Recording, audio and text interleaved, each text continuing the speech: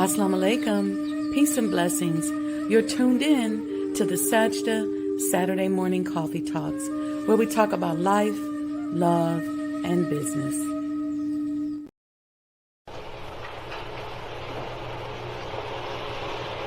O Allah, guide me among those whom Thou hast guided aright, and preserve me among those whom Thou hast preserved, and befriend me among those whom Thou hast befriended. Bless me in whatsoever Thou dost grant me, and deliver me from the evil of what Thou hast judged. Surely Thou judges, and none can judge against Thee, and he whom Thou befriendest is not disgraced. Blessed art Thou, O Lord, and exalted be Thee above what they set up besides Thee.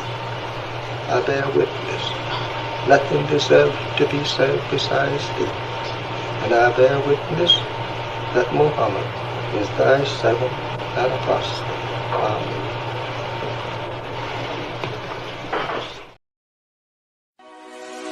This is Sister Sajda Muhammad. We are proud to announce that the Sajda House commemorative Elijah coins are finally here.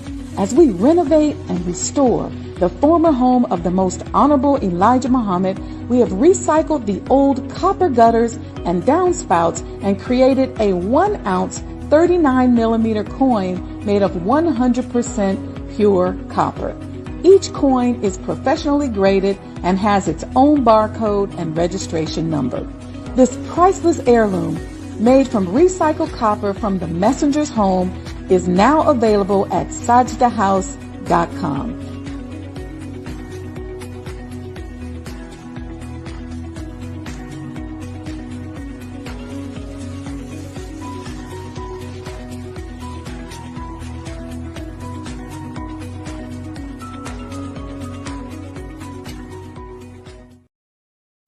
Greetings, conscious entrepreneurs. You now can take the Mind of an Entrepreneur show wherever you go. I'm now available on Spotify. Just search Sajda Wendy Muhammad. Greetings, conscious entrepreneurs. Add the Mind of an Entrepreneur show to your Roku TV lineup and catch up on past episodes of all your favorite Mo Today shows. And I'm saying this to all of us. Our people are ready to spend their money with their own. There's no time better than this for 6 or 8 of you to pool your money and look in the community and open up a store to fulfill the needs of our people, and we will support you. It's your time now. That's being a man. Supporting your own people that are in business. Going into business yourself. Think out of the box. What can you create that will put black people to work? Assalamu alaikum, family. Good morning, grand rising, all that good stuff, right? Somebody asked me, they said, why do you always start off by saying Assalamu alaikum? What if there are white people listening? I said, well, I mean Assalamu alaikum, or peace be unto you, to them as well. I come in the Catholic Church, and at a certain point you walk around and you say, peace be unto you. So yeah, we mean that, peace. The best thing you can wish for somebody is peace. There's nothing like having hell in your life and not being at peace. Anyway, so welcome to the Sajda Saturday Morning Coffee Talks, where we talk about life, love, and business. Before we do anything, make sure you all that you like and subscribe, say it that way, to the channel. If you got Roku, go out there, add the Mind of an Entrepreneur show to your Roku TV lineup. We're starting to get a little momentum and some good following, and soon we'll be able to do some advertising. So that's exciting, right? Another revenue stream. So tell everybody you know, look, just go out there, watch it, catch up on past episodes. I try to upload the episodes as we finish. Um, but today I want to talk about the business of culture. And it seems like everybody is understanding the power of culture in business except us. Because what we don't realize is that it's our culture that is being used to increase sales in business. And I want to break that down a little bit. There was a video that I just showed, and I'm going to show it again, where the minister talked about our people being ready to buy from their own. So let's go back. Let's go back to the 70s, where brands and advertisers did not think that we were investment worthy. They didn't think about marketing to us. There was always all these complaints about how Black people were excluded from advertising, and we were excluded from marketing. And we complained about that. And you have people like the great Tom Burrell. He really is the father of that. He is the one of this concept. He is the one who convinced white companies that we have a culture that should be monetized and that they should sell to us. We were worth advertising with. So you started seeing white companies advertising in Ebony and Jet magazine. You started seeing some ads on television that had us in it for the very first time.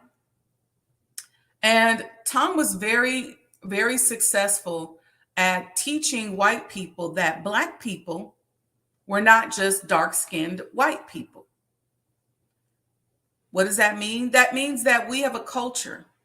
We have ways in which we do things. We have customs and processes and that evolve later into creativity, but we're different. We're not dark-skinned white people. And so Mr. Burrell was very successful at convincing businesses of that fact. And so you had some businesses that started to get rid of their racist theories, their exclusionary theories, and started to advertise with us. You started to see car companies. You see things like hair products, personal care. There was a time in the earlier part of the century where a Black person couldn't even advertise soap on radio. And so there's the evolution of all of that, right? And Tom really forced the world to turn the corner on that.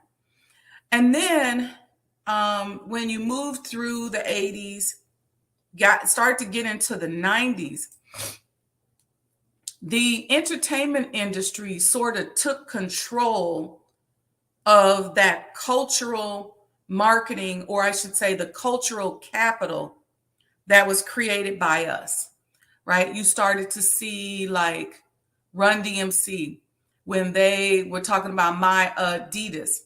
At that time, Adidas had like 2% market share, and they took it, capitalized on that. You have all kind of examples of that happened in the 90s. Michael Jordan with Nike. Later, of course, then you have Kanye West doing it again with Adidas. But there were companies. You saw Coca-Cola with all their famous commercials. I think it was Tyrese, who was a child who was on the bus singing about Coca-Cola. You had Michael Jackson with the Pepsi commercial, that famous one where he had the accident that burned him. So you started to see some of these larger iconic brands start to incorporate us. We weren't quite at the point yet where our music was infused, but this started to happen once the entertainment industry, the music industry specifically, began to see us as something that they could utilize. There's a couple reasons for this. As the census comes out, the census drives, how people vote. They think. They think the census and those boxes that get checked. And I heard a speech that Steve Stout, a record executive, did. He was talking about his new company that he's building, and he had this whole conversation around cultural capitalism and talked about the use of the census and the use of data. And you started to see in the 2000s and stuff where it started to trickle down into other industries like retail industry. It got to the point where you go into a store and they're playing hip hop or music that is, done by us. You watch commercials especially around the holidays, and you see all of our music being licensed and used to generate sales and to create this culture. You all hear me tell the story all the time of traveling around the world and going into places where, you wouldn't necessarily think that people would be into Black music, and they in fact are into Black music. In fact about it, it's the culture of Black people that generates billions of dollars, Black people here in America specifically, that generates billions of dollars and creates industries. If it wasn't for hip hop, there'd be no K-pop, the Korean pop music. Even when you look at Afro beats and things like that are really starting to become popular, a lot of that owes its success to hip hop. And so this whole way of using music to capitalize on our culture. Now we call them culture vultures, right? We see TikTok, and TikTok is capturing all of our cultural moves and things that we do and selling it and rebranding it. And so the business of culture is real. And for many of us, we don't know how real it is. We don't really understand because we don't really value ourselves. And it's brilliant for these industries to take what we take for granted and to capitalize on it. Why do I say we take it for granted? Because we create all the time. We're always creating something unique. I remember when we were children, my brother's here in the chat. My brother used to make up words. He was like E40. They around the same age, and he would make up words. And so we all know him for making up words and rapping and creating definitions to his words. That's a culture. That's a cultural thing that we take for granted. We just do it all the time. If you've done any business with me, you know that I have a skill, and I don't know when or how I developed it or how I discovered it, that I can take a business, a traditional business, create a market around it, and help you break into a certain industry in a way that will create a specific niche just for you and just for your culture. See, part of the problem is that we're so afraid to go deep into our culture when it comes to business because we think there's no money there. But there's plenty of examples of that. Tyler Perry is one of them. There's a clip I think I posted on Instagram where Tyler Perry was talking to Kenya Burris from Blackish. And Kenya said that he worries a lot about what white people think. And Tyler Perry said, I don't give no damn. Because Tyler Perry created a niche within our culture. And then he took that niche and super served it. And he kept putting out more content and more content. So you have people that whatever Tyler Perry does, they follow it. They watch it. They go see it. They're into it because Tyler Perry is a cultural staple in our community. Regardless of how you feel about him, he is that. He's a cultural staple, an icon, a leader in our community. And he super serves his niche. And he doesn't care about what that broader market even thinks about what he does. He gets deals and has made a fortune off of serving his culture. And there's some other brands out there, but that's an example. But oftentimes we worry about customers that we don't even have. This is something that's true across industries. If you do finances, if you do accounting or financial planning, things like that, most times white people are not going to allow a black person to control their money. People are like, what? That don't make sense. This is the truth. It's the truth. So we have to super serve our market and super serve our community. Be a benefit to our community and super serve them. These are the types of brands that I've built and I've helped to build, and this is what I do. And you all know that I don't normally promote myself, but I'm going to do a little promotion on this topic. When we were building the minimally invasive vascular centers and the clinics, it was super serving a market that was germane, or that is germane to our culture. Meaning what? First, we went general and we said the number one killer among Black people is cardiovascular disease. Just so happened that my business partner is a vascular and cardiothoracic surgeon. So we started to serve that market, start to work on trying to prevent our people from dying in record numbers. We call it the pandemic before the pandemic. Over 100,000 people a year, Black people, dying from cardiovascular related issues. Okay.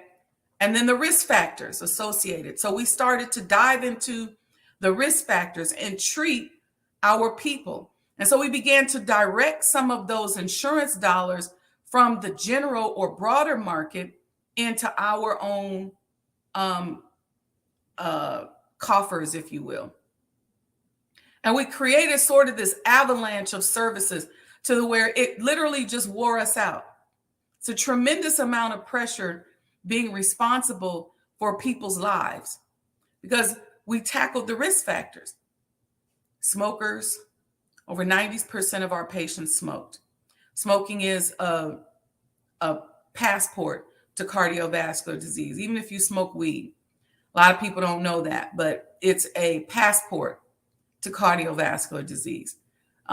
Smokers, people with diabetes, people who are overweight, people with high blood pressure, people with high cholesterol, people over the age of 50.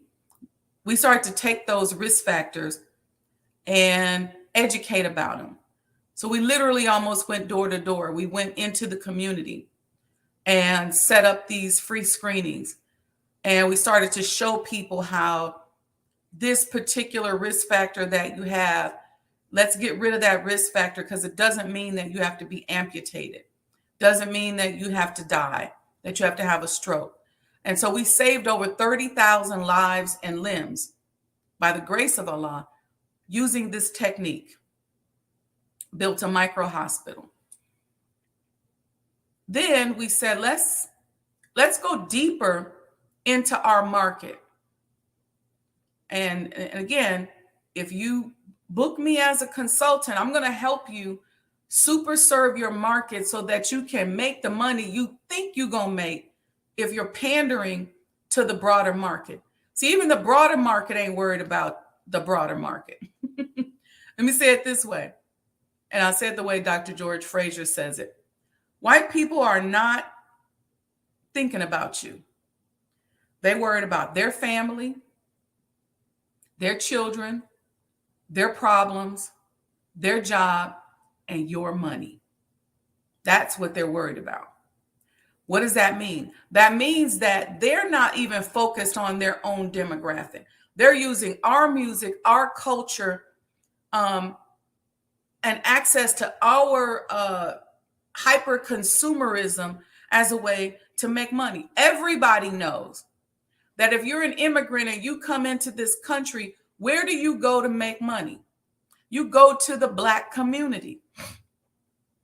You go there, you do nails, you open up a corner store, you open up a liquor store, you open up some kind of shop or service in the Black community, and it's the fastest way for you to reach a multi-million-dollar status if you come here in a country where maybe you couldn't get a job. You go into those communities. Interestingly enough, as we begin this whole gentrification process, that's impacting that business model that immigrants have used in America for years, because we're the consumers. So you come here to this country, you get you a place, and you come and you serve our community. Whether you serving them in the right way or a wrong way, this is what was done. You have more Chinese restaurants in Black neighborhoods than you do in some Chinese neighborhoods, or even in the broader market, in the white market. You open up restaurants, you serve us. That's how you do it. And I say serve, and I use that lightly because it really ain't service. It's just you come and you dump garbage into our community, and it's a way to make money because we're going to buy it. We don't value our own culture. But what has this done?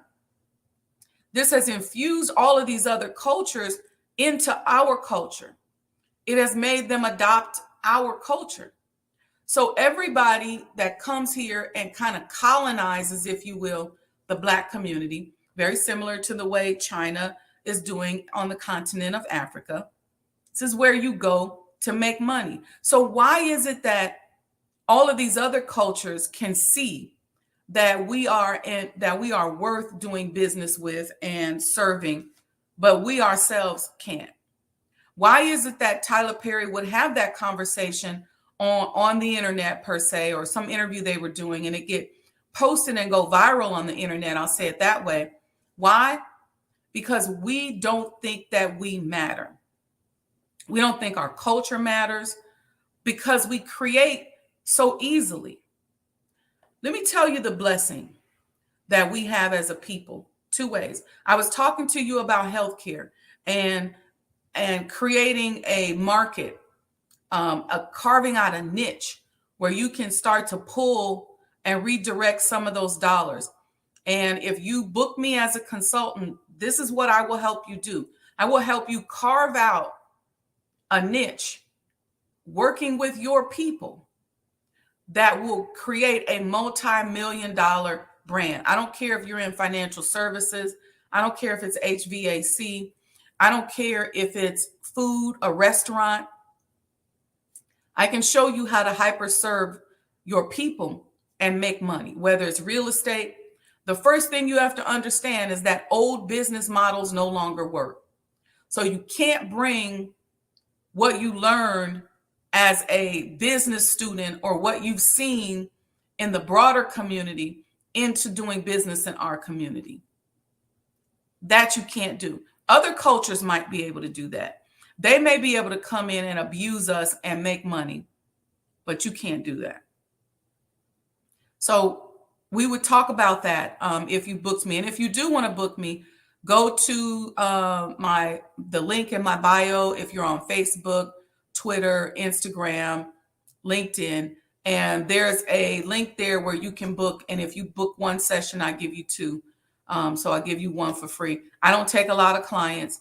I turn down more clients than what I keep. And the reason why I do that is because I'm about building those brands and helping you do business in a way that is somewhat non-traditional in terms of how you would look at things, sort of how we built into the healthcare industry. And I'm not saying it's easy, because in healthcare, we didn't have no loans. We didn't have no fast money. We just had just elbow grease and hard work and 16 and 18-hour days. I'm not suggesting that everybody do that, but we were determined because we were going up against a big giant. We were like David, and the healthcare industry was Goliath. And I always think about how Allah told David, just throw the rock and I'll do the rest. But you can do this in the real estate industry. You can do it in trucking. You can do it in the restaurant industry. You can do it in, I meant to say food service industry. You can do it in just about any industry, whether you're doing hair, nails, whatever. You have to find a way to chip at the market and super serve and hyper serve your people and your community, because everybody else is capitalizing off of our community but us. It's time for us to learn to own and monetize not only our stories and our culture, but create a niche in the market where we become the customers and consumers. And our people are ready for that. See, and a lot of people going, see, people are tired. This is why working from home has become so popular. It's not because so many people just want to be at home. A lot of people don't even have good home environments to work from. A lot of people don't have good internet at home. A lot of people are not comfortable in their home space. A lot of people like getting out and mingling and going downtown. But I think what's really driving a lot of people to want to work from home, because they're tired. They're tired of the isms. They're tired of going to work and dealing with racism. They're tired of going to work all day and dealing with sexism. They're tired of going to work all day and listening and dealing with ageism. They're tired of being marginalized. And you all know I talk about that a lot in my book. If you don't have this book, go on Amazon to get it. They're tired. People are tired. People are tired of being marginalized. They're just sick of it. And so there's becoming this sort of self-separation that's happening, where people they just don't want to deal with it anymore. They rather separate, whether it's separate physically and work from home or separate and move. This is why places like Atlanta have become really, really popular, because it's Black. It's like a Black Mecca. And other cities, because people are tired. People are tired of that battle. They're tired of being discriminated against. They're tired of not being able to get customers because they're being marginalized. It's just old. And I will tell you, and my advice to our broader community, it's not enough white people in the industry for you to continue to make billions of dollars. This country has made billions of dollars on the backs of Black people since we got here. And I'm just talking business. This is just business. Whether it's slavery and the free labor, then you move into sharecropping and Jim Crow. You have redlining. Once we were redlined, then y'all came in with your businesses, started making money off of us. Every immigrant, like I said, they knew when you come into the city, any city, you go to the Black community and set up shop. You don't live there, but you set up shop. You got a whole nail industry that was built on the backs of Black people. You have liquor stores that most times we don't own. I don't even know no Black person that owns a liquor store. There might be some, but I don't. People that got liquor licenses, but you had people who, grocery stores. You come to our neighborhood, you open a corner store. What happened to our black grocery stores and our Black corner stores that were so popular right after slavery? Now you have people who come into the country, they go to our community.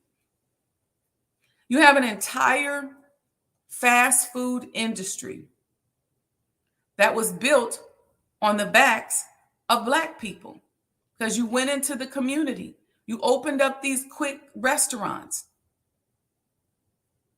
These places didn't start in the white community, because once you all got a taste of how much money you could make, it didn't and it doesn't make sense to just focus on the white or that broader community. You have to go into the cultural communities. You have to go into the Hispanic community. You have to go into the Black community. You have to go into the Asian community. You have to go into these cultural communities to capitalize on the culture that's there. Otherwise, these dollars that are being made in these industries on the backs, especially of Black people, it won't exist.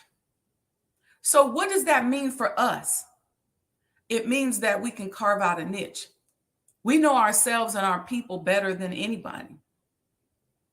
We know what we like. We know what we don't like. And the beautiful thing now is with the internet and social media, we can influence our people and monetize our people right under the nose of these other people. Even if they shadow ban us, they're going to always want to know what we over here doing.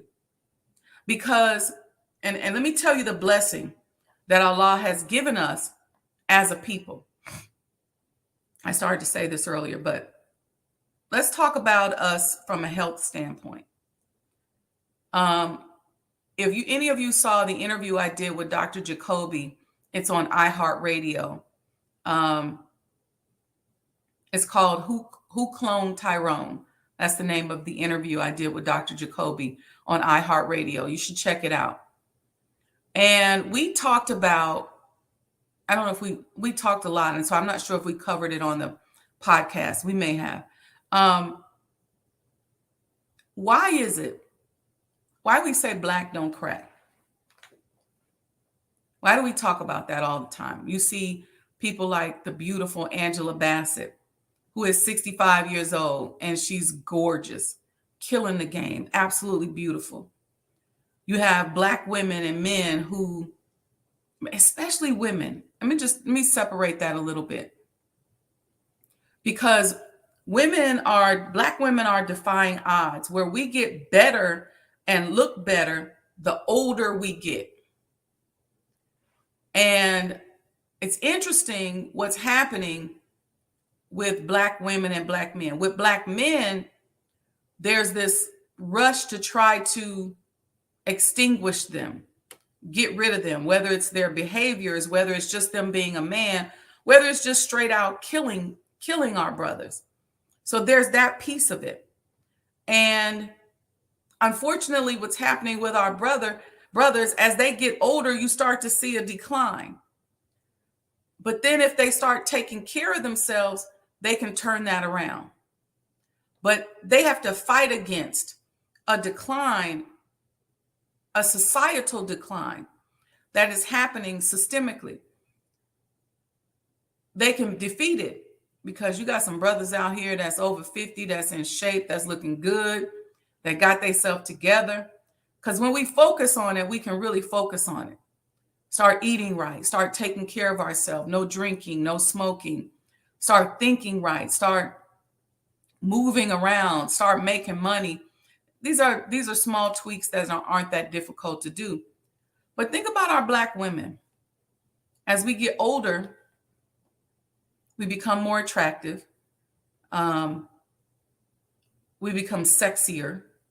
Oftentimes, we become wealthier. And we start to look better.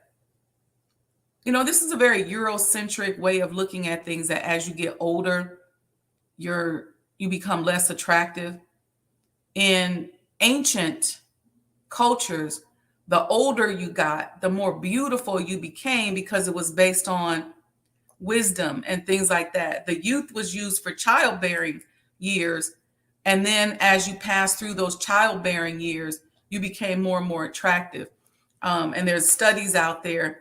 But the Europeans came in, and some of our ancient African cultures that only see women as bearers of children, as a woman gets older, the value starts to go down in some of those cultures. But if you go all the way back to the ages of the gods, the women who were gods became gods as they got older, same as the men.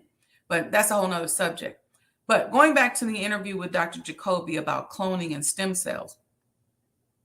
Stem cells, and I'll just say this general, come from either, you can have umbilical or fetal stem cells, or you have stem cells that comes from the bone marrow. And what is known today as intermittent fasting, that the Honorable Elijah Muhammad taught us to do, actually activates your stem cells. So when you start to eat one meal a day, fast 2 to 3 days a month, you consume less food, you will activate your stem cells.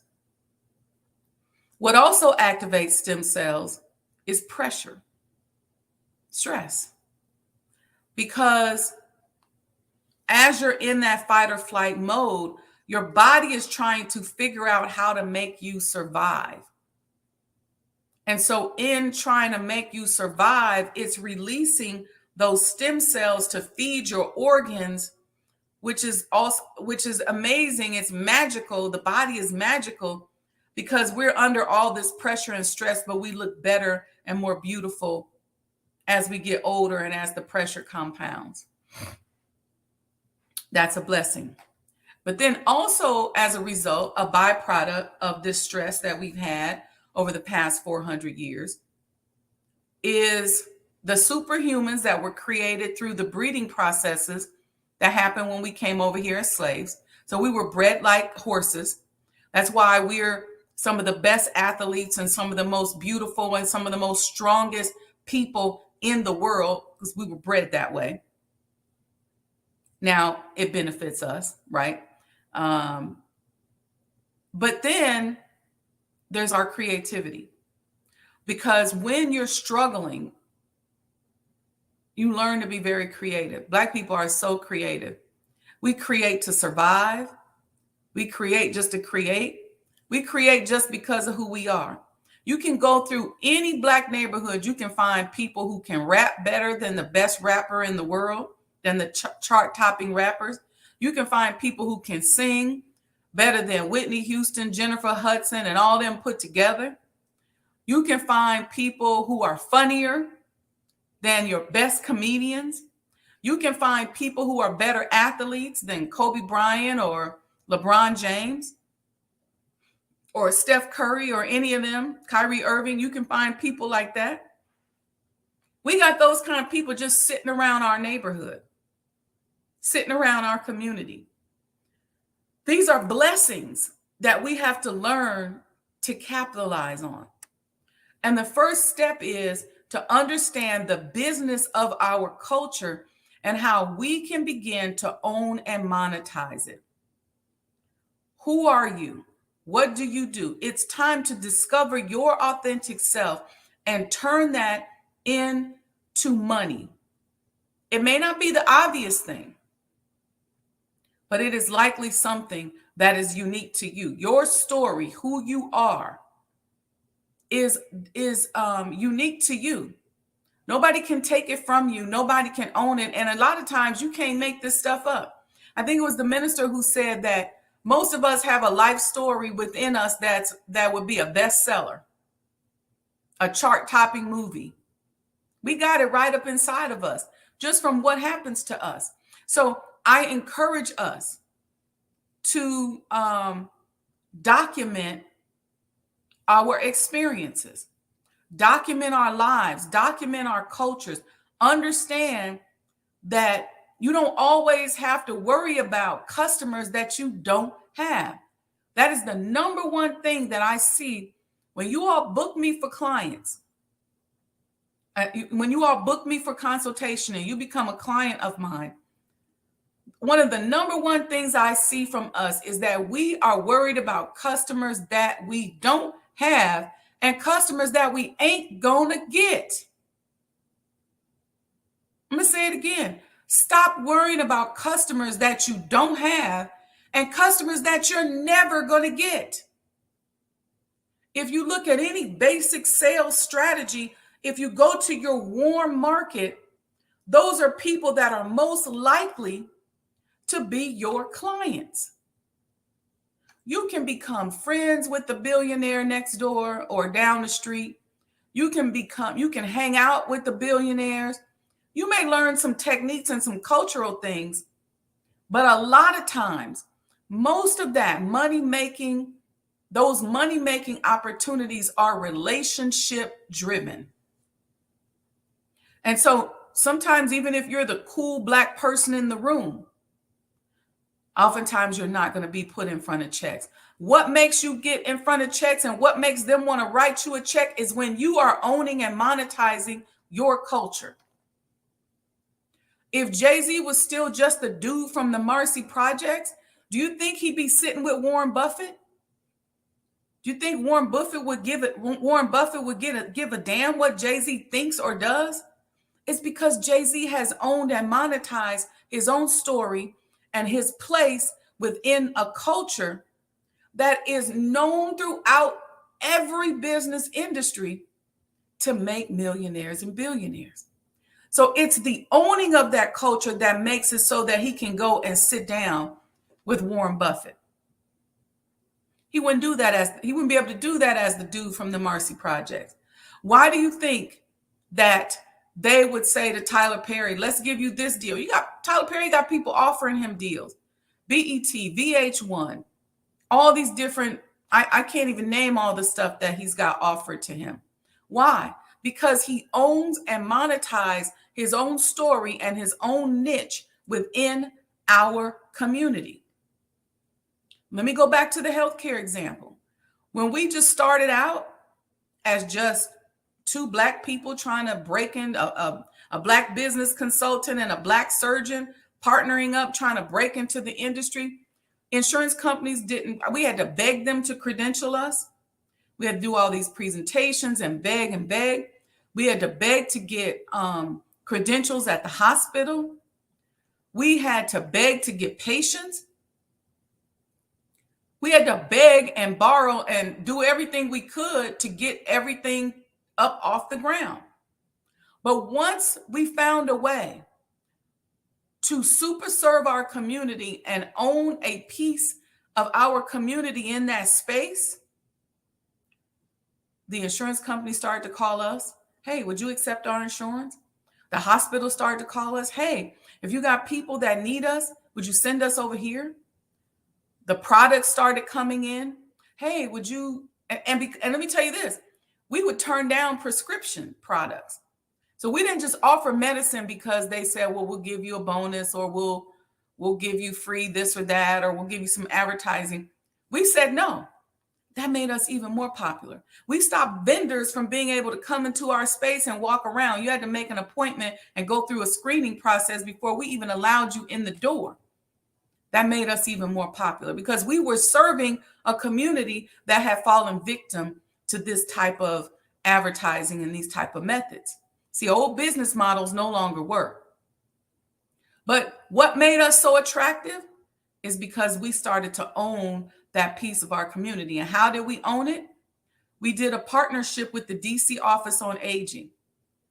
And I'm going to talk to you about this process. I was sitting in the office one day and I said, how do we get out here in front of all these people before they die of cardiovascular disease? And I thought about it and came up with this. I did this PowerPoint, went and sat with Dr. Thompson from the DC Office on Aging and came up with a program, and he agreed to work with us on it. So we started doing screenings.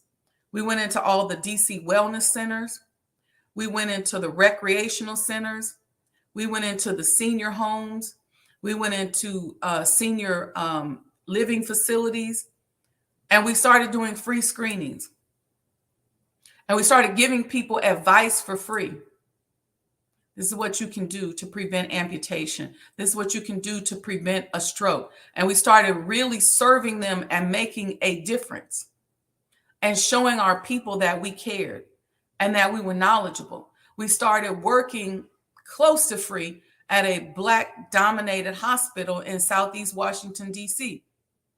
And then people started coming to us. Oh, they own the market. They own this industry, and they started coming to us. So what is it that you do? How do you find, and this is what I would teach you to do if you sign up to be one of my coaching clients or consulting clients. I'm going to teach you to think. And that sounds real arrogant, right? It's not like that. Listen, thinking is what? What is thinking?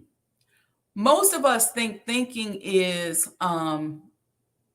pushing and pulling and worrying and stressing and trying to figure this out and solving problems and uh, working on strategies. That's a part of it. But thinking is really receiving. Somebody put that in the chat. Thinking is receiving.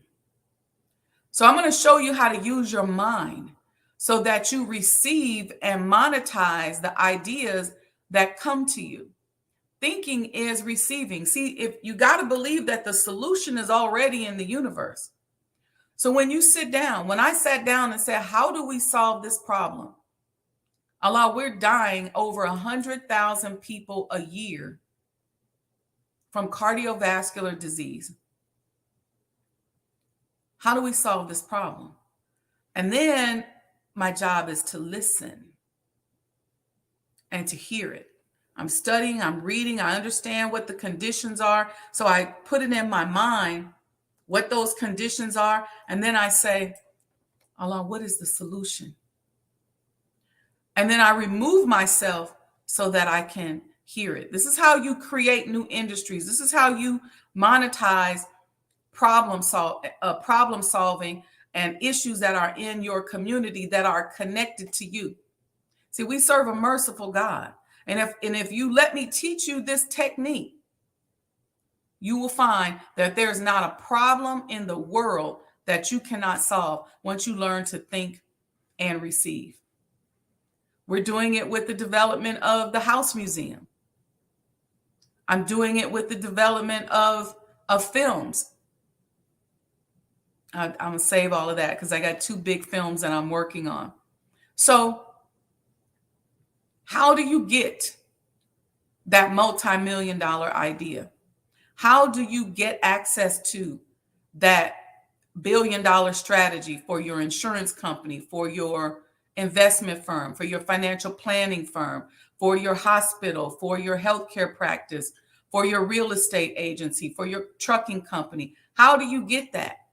Because most of us are so knowledgeable about the industry because we've been working for somebody who required us to know. So most of us know just about everything there is about an industry that we work in. We're really, truly subject matter experts. But why is it that we can't turn the corner and turn that knowledge into millions and billions of dollars? It's because we're not listening. We don't know how to think. Thinking is receiving.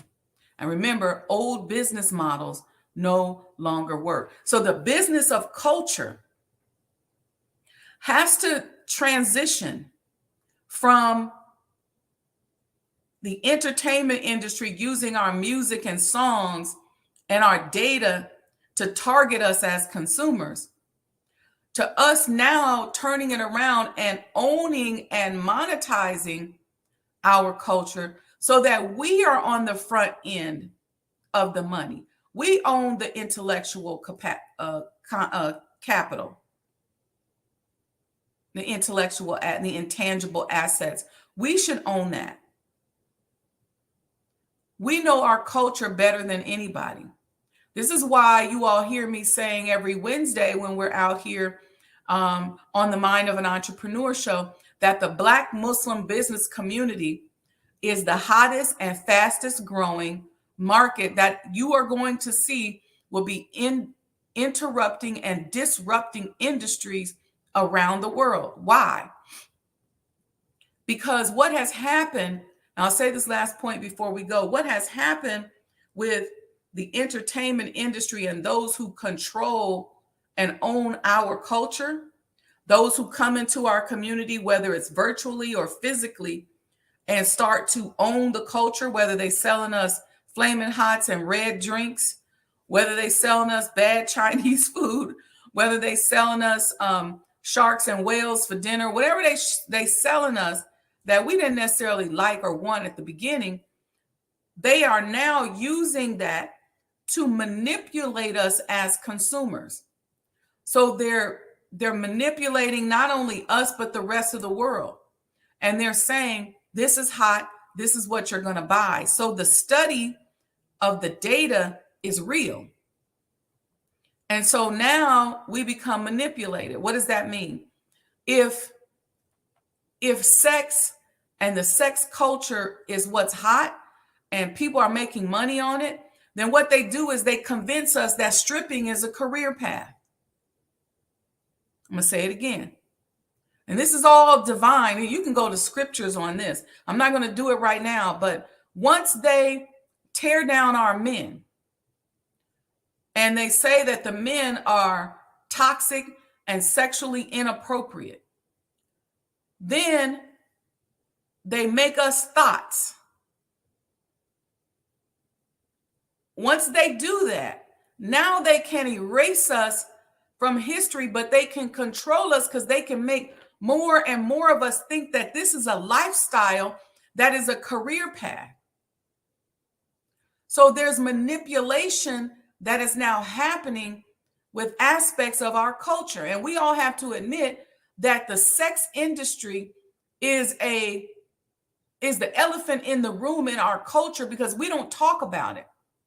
But it's huge and it monetizes. But what they're doing is taking that aspect of our culture, massaging it and growing it and expanding it and putting it in music and all kind of ways to make it go viral so that we think, even those of us as adults, if we get dressed up, we think, well, I got to dress like this thought. I got to dress like that. It's not about, let me just do my own thing. See, back in the day, it was all about Black people being fly and doing our own thing. What they've done now with our minds is made us want to be like whoever they parade in front of us.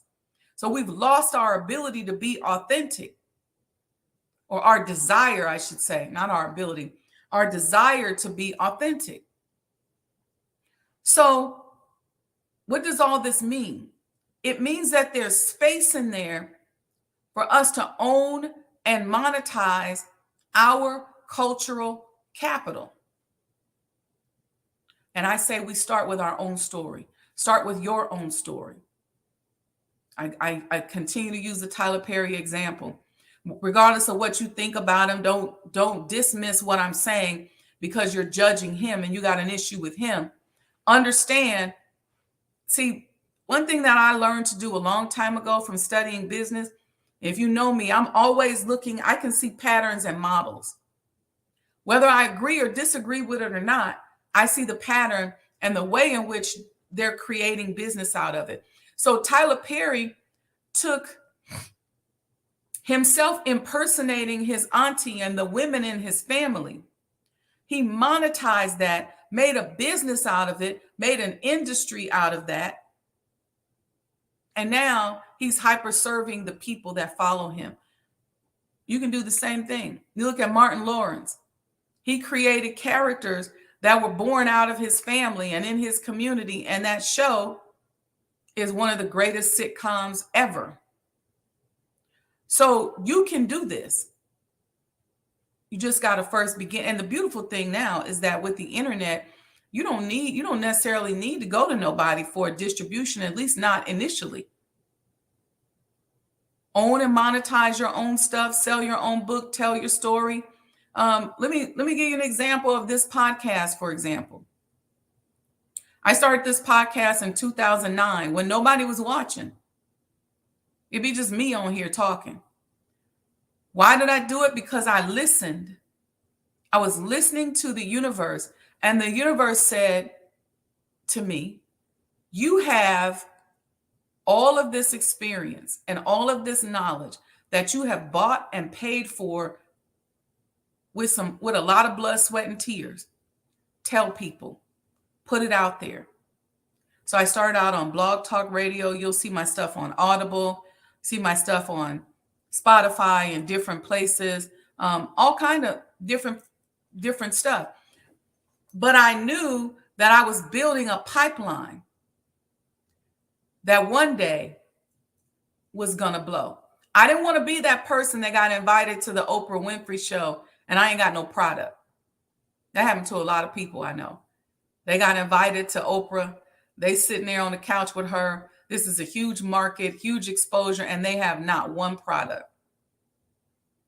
I want it to be when you see me, I got several products and several pipelines that I can sell you.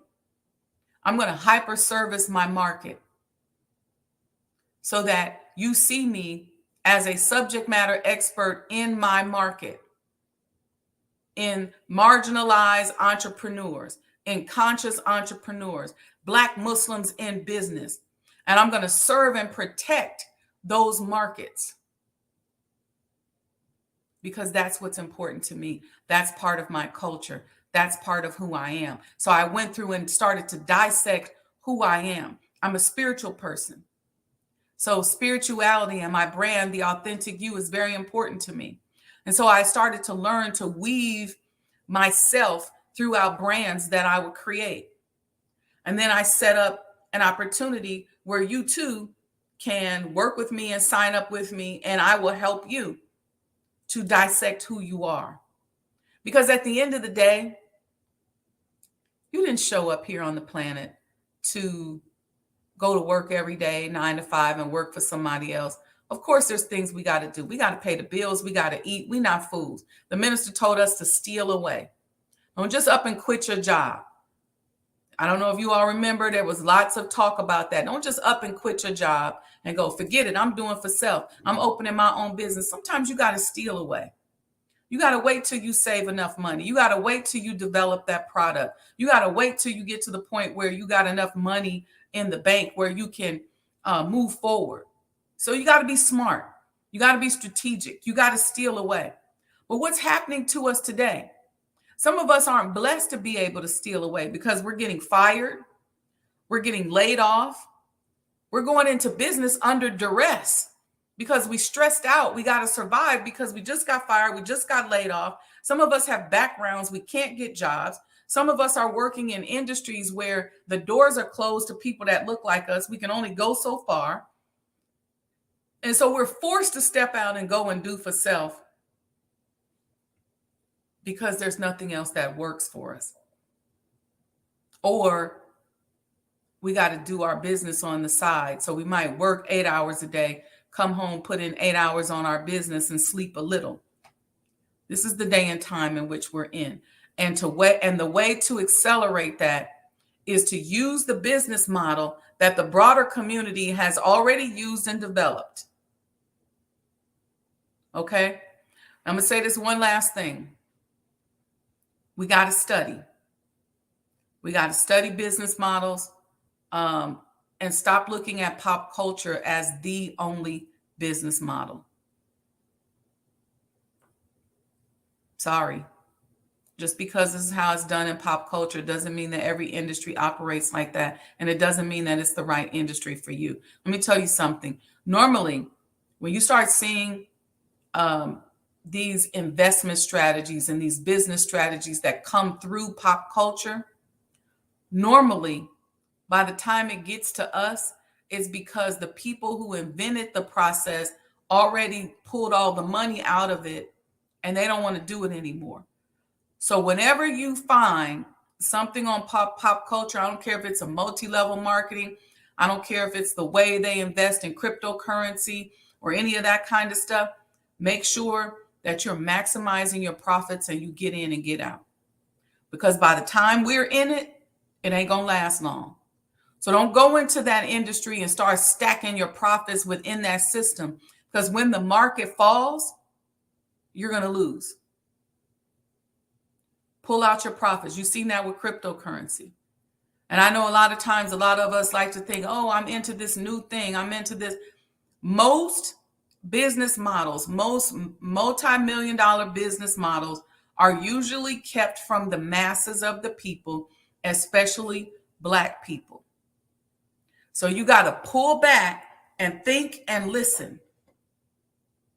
So by the time those business models come to us through pop culture, and pop culture is used to market them, meaning you see people on the blogs talking about it. You see people sharing it on the internet. By the time that happens, that means that the people at the top have already either positioned themselves to maximize their money, or they don't even want to do it no more because they know that they've already done something. And now once we get into it, here comes the regulation. Here comes the illegality of it. When you have people who've been doing it like this for years on the low, in a quiet way. So if you do, I'm not saying don't follow these trends, because sometimes it might be something you got time to jump in and get some money, but get in and pull your profits. You make some money, get out. It's like when you go to the casino, right? Y'all bet, y'all over there on the tables and everything. Don't just sit there, $20,000, $30,000, $40,000 up. Pull some of that money out and put it to the side. I don't gamble because I just feel like I don't believe in it, obviously, because we're against it as Muslims, but I don't get it. I don't get. So I tell people, and I'm not going to go with you if you're gambling, because I'm going to make you lose, because I just don't get it. I'd rather gamble on something that I have a little bit more control of. But if that's you and that's what you do, my father told me this: take your earnings and get up out of there, or at least take part of it and get up out of there. This is the business of culture. All right. So if you want to book me for a consultation, you buy one, you get one for free. Go to the link in the bio and book it. You'll see what's open and what's available. I right now have finished all my clients, so my calendar is pretty much open, and I can help some of you do some other things. I see y'all getting busy in the chat. Let me see what y'all talking about. Let's see. Sister Alicia X. Johnson, a woman's strength, said, thank you for sharing your expertise. May Allah continue to bless you for all the knowledge you feed us to help us be healthier and sustainable. Yes, my goal is to be an asset. I want to help everyone be happier, healthier, wealthier, and experience more love. Put that in the chat. My goal is to help you become happier, healthier, wealthier, and experience more love. So when you come to my stuff, I don't care if you come to the Honorable Elijah Muhammad House Museum. I don't care if you book me for a consultation. I don't care if you come to one of my speaking engagements where I'm speaking on the mind of an entrepreneur. My goal is always to be an asset and to help you to become happier, healthier, wealthier, and to experience more love. Sister Adria Muhammad said, use your creative mind and think how you can disrupt a market that you are sincerely interested in. That's right. Use your knowledge. So you want to study that market. You want to use your knowledge, and then you want to sit and listen and pay attention. Pay attention. Thank you, Magnetic Kinetic, for your compliment. You definitely have been helping this brother right here. Thank you. All praises due to Allah. Thanks, Mom. She said, that's right. Watered down. On the sneak tip, all of that. Yes, that's right. Get your profit and get out. Thank you. Thank you all for paying attention today and to listening and for tuning into the coffee talk. I was going to do this one in front of the fireplace or in the prayer room. And I said, no, we're going to talk straight up business, because y'all know the Saturday morning coffee talk is where we talk about life, love, and business. And today, this is business. And this is a new way of looking at business, a nuanced way of looking at business, capitalizing on markets and methodologies that already are proven and already work. All right, family. So peace and blessings. Listen today. Listen to the universe today. Pay attention to the universe. I'm going to go out. I'm going to play you all 2 videos. I'm going to play this video that I played at the beginning with the minister talking about business. And let me tell you something. If you pay attention to people like, or specifically, not people like, specifically the Honorable Minister Louis Farrakhan, he gives you prophetic market information if you listen and if you pay attention. So go back and get that lecture from Sunday if it's available, and check it out, because he gives you prophetic market information. He gives you a way in which you can make money. And I'm going to tell you right now, the best thing to do is hyperserve your community. Carve out a niche in an already existing industry and market that and sell that to your people. So whatever it is you do, understand the needs of your people as it relates. Thank you all. Brother Lamont, thank you, sir. He says, love that bookcase behind you. Enjoy your weekend. Oh, yes, sir. Praise be to Allah. Okay, so I will see you all, inshallah, on Wednesday. I don't know what guests Sister Rahima has lined up for us, but we'll figure it out. If not, y'all know I got plenty of information. I can come out here and talk to you. But don't get off yet. Check out this video again. All right, peace and blessings. And I'm saying this to all of us. Our people are ready to spend their money with their own. There's no time better than this for 6 or 8 of you to pool your money and look in the community and open up a store to fulfill the needs of our people, and we will support you. It's your time now. That's being a man. Supporting your own people that are in business. Going into business yourself. Think out of the box. What can you create that will put black people to work?